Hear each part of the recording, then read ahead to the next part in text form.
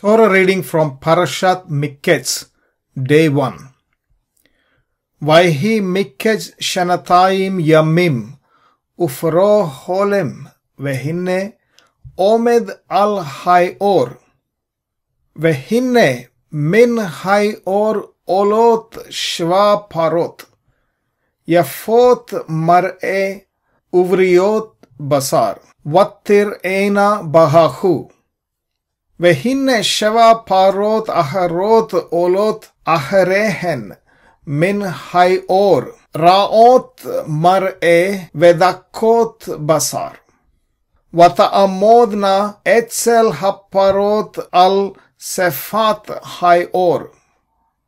Vatochalna haparot raot hammar'e vedako habbasar et shva haparot yefot hammar'e vehaberiot vayikatz paro. Vayishan vayachalom shenet vehinne shva shivolim olot bekane echad beriot vetovot.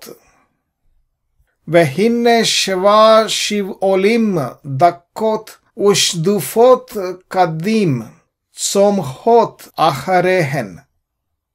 ותבלענה השבולים הדקות את שבה השיבולים הבריות והמלאות ויקץ פרעה והנה חלום.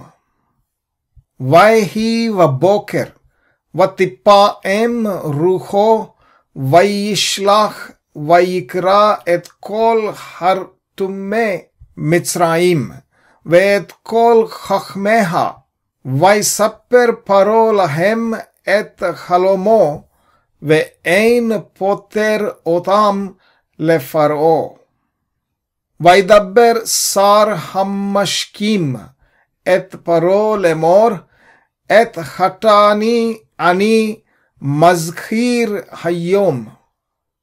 פרעה כסף על עבדיו וייתן אותי במשמר בית שר הטבחים אותי ואת שר האופים. ונחלמה חלום בלילה אחד אני והוא. איש כפתרון חלמו חלמנו. ושם איתנו נער עברי עבד לשר הטבחים ונספר לו ויפתר לנו את חלומותינו איש כחלומו פתר. ויהי כאשר פתר לנו כן היה אותי השיב על קני ואותו תלה. וישלח פרעה ויקרא את יוסף ויריצוהו מן הבור ויגלח ויחלף שמלותיו ויבוא אל פרעה.